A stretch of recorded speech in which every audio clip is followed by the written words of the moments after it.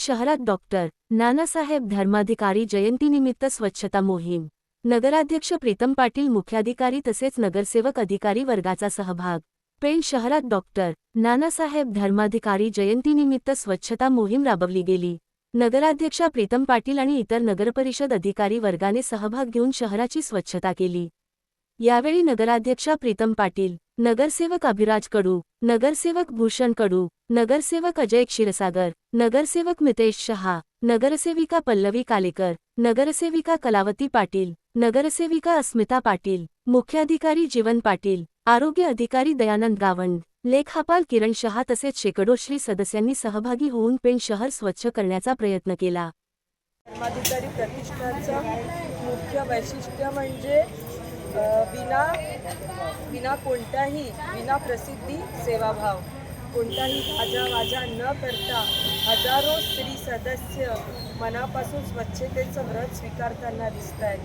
कोणत्याही ठिकाणी आज शहरातल्या प्रत्येक ठिकाणी आम्ही भेट देतोय. प्रत्येक ठिकाणी स्त्री सदस्य मनापासून भक्तिभावाने या स्वच्छता मोहीम हातात घेताना दिसत आहेत. बऱ्याच वेळा असं म्हटलं जातं की जिथे गर्दी असते तिथे गोंधळ असतो, पण डॉक्टर श्री नानासाहेब धर्माधिकारी प्रतिष्ठानने संपूर्ण जगाला दाखवून दिलं आहे जिथे भक्ती आणि शक्ती असेल तिथे हजारो लोकांमध्ये सुद्धा शांततेत क्रांती घडवता येते. आणि आपल्याला सर्वांना माहिती आहे की हे सर्व स्त्री सदस्य मनापासून शहरात हातात झाडू घेऊन आपलं शहर स्वच्छ करतात, शहर चकाचक करतात. यामागे यांची सर्वात मोठी भक्ती आहे आणि म्हणून सर्व स्त्री सदस्यांचे मी मनापासून आभार मानते. डॉक्टर श्री नानासाहेब धर्माधिकाऱ्यांनी चालू केलेलं कार्य, आज डॉक्टर अप्पासाहेब धर्माधिकारी असतील, डॉक्टर सचिनदादा धर्माधिकारी असतील, यांनी सुद्धा हे कार्य असंच पुढे नेत चाललंय. हे कार्य म्हणजे स्वच्छतेची असलेली एक चळवळ आहे, संस्काराची असलेली एक चळवळ आहे.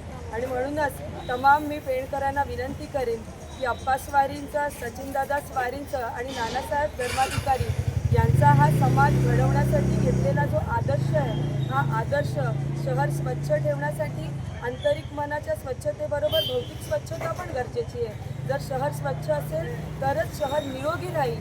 यासाठी आपण सुद्धा या संस्थानाचा आदर्श घेऊन आपलं शहर स्वच्छ करण्यासाठी सर्वजण पुढे येऊया. नानासाहेब धर्माधिकारी प्रतिष्ठान हे स्वच्छतेसाठी काम करतंच, पण समाज घडवण्यासाठी बैठकीच्या माध्यमातून मार्गदर्शन करून हजारो कुटुंबांना व्यसनातून मुक्त करून त्यांना सन्मार्ग दाखवण्याचं काम या प्रतिष्ठानने केलं आहे. पर्यावरणाचा समतोल राखण्यासाठी केवळ झाडं लावणं नाही तर ती झाडं जगवणं या दृष्टीने काम करून लाखो झाडं लावण्याचं काम या प्रतिष्ठानने केलं आहे. आरोग्य शिबिराच्या माध्यमातून दुर्गम भागात आरोग्य सेवा कशी पुरवली जाईल यासाठी हे प्रतिष्ठान काम करतं आहे. तर त्याच बरोबरीने रक्तदान हे सर्वश्रेष्ठ दान आहे, कारण का ते जीवन दान देतं.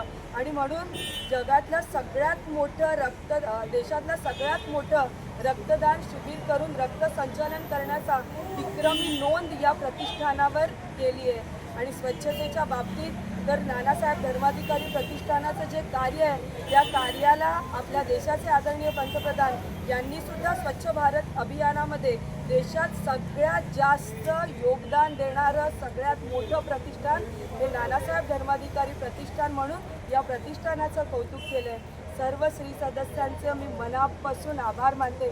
खरं तर आभार मानायला शब्द पण नाही आहे.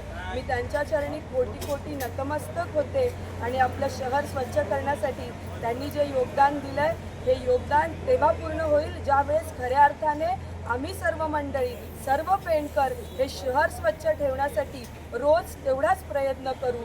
माझं घर, माझं कुटुंब आणि घरासमोरचा परिसर जरी स्वच्छ ठेवला तरी संपूर्ण शहर स्वच्छ राहण्यासाठी निश्चितच मदत होईल. पुन्हा एकदा अप्पा स्वारींना, सचिनदादा स्वारींना मनापासून वंदन करते. नानासाहेब धर्माधिकाऱ्यांच्या चरणी विनम्र अभिवादन करते आणि तुमचे पुन्हा एकदा आभार मानून थांबते. धन्यवाद.